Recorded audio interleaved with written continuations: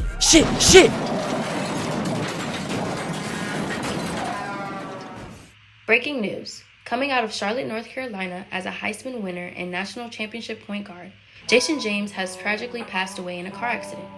No further details can be shared at this time, but it is believed to be a drunk driving incident. Such a sad ending to what was such a promising beginning.